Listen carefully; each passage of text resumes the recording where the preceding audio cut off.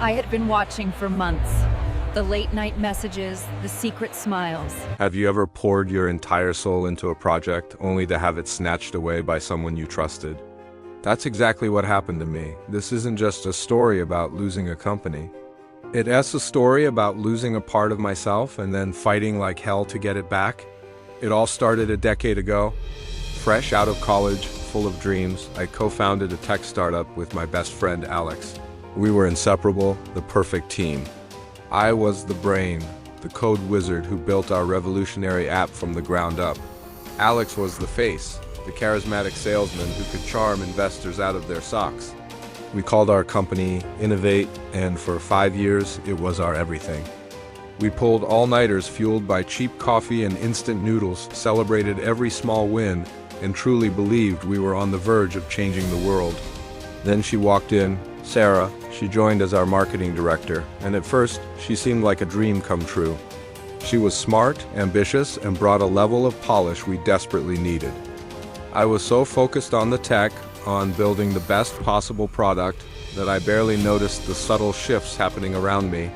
Alex and Sarah started spending a lot of time together, late-night strategy sessions, client dinners I wasn't invited to. I brushed it off. We were a team, right? They were just closing deals. I trusted them. That trust was my biggest mistake. One Monday morning, I walked into the office to find my access card denied. Confused, I called Alex. No answer. I tried my work email, locked out. A cold dread started to creep up my spine. Finally, a sterile email from HR landed in my personal inbox. It was a termination letter. The reason? Gross misconduct and misappropriation of company assets. I was floored. It was a lie, a complete fabrication. I later discovered the devastating truth. Alex and Sarah had been plotting behind my back for months. They had secretly registered a new company, a mirror image of ours. They systematically transferred our client lists, our proprietary Code My Code, and our entire business pipeline to their new entity. The misconduct they accused me of was them framing me, creating a paper trail of false evidence to justify kicking me out of the company I had built with my own hands. The betrayal was suffocating. It wasn't just the company. It was Alex. He was like a brother to me. How could he do this? I fell into a dark place. The days blurred into weeks.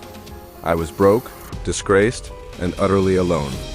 The world I had built had crumbled to dust, and the architects of its destruction were my closest friend and a colleague I had welcomed with open arms. But then something inside me snapped. It was a quiet spark at first, a flicker of defiance.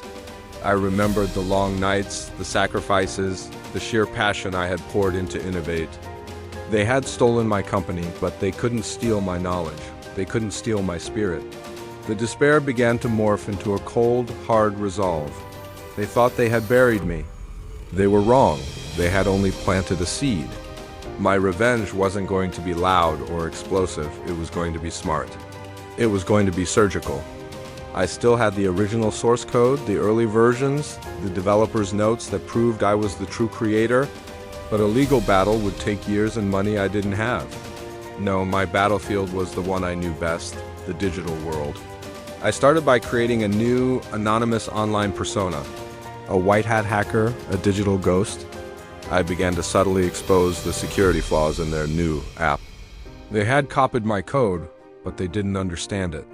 They didn't know its weaknesses, its backdoors. I didn't crash their system. That was too crude. Instead, I left little breadcrumbs for tech journalists and industry bloggers. Anonymous tips about bugs, data vulnerabilities, and performance issues. Slowly, the narrative began to shift. The tech community, once enamored with Alex and Sarah's meteoric rise, started asking questions.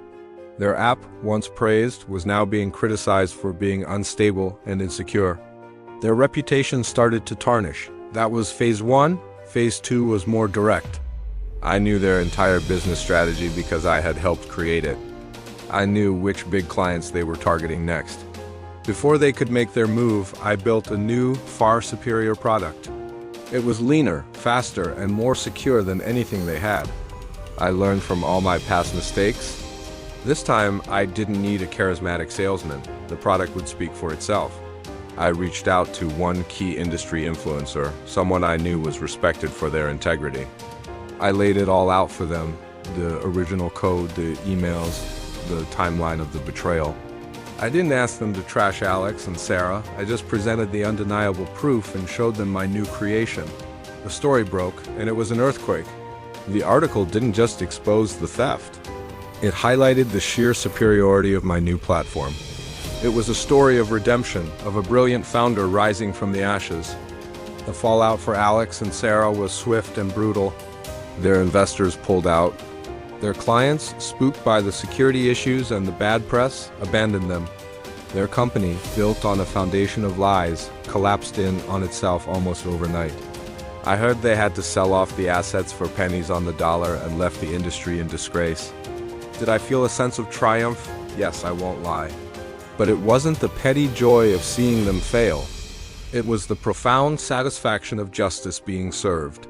It was the validation of my work, my passion, and my resilience. I didn't just get my revenge. I got my life back. I'd built a new company, this time on my own terms, with a foundation of integrity and a team I could truly trust. This journey taught me that betrayal can break you, but it can also forge you into something stronger. If you're going through something similar, remember this: your talent, your knowledge, and your spirit are things no one can ever steal. Use them. Fight for what's yours. Your greatest comeback is waiting just on the other side of your greatest setback. Thank you so much for listening to my story. If it resonated with you, please hit that like button and subscribe for more content. Let me know in the comments if you've ever faced a betrayal and how you overcame it. See you in the next one.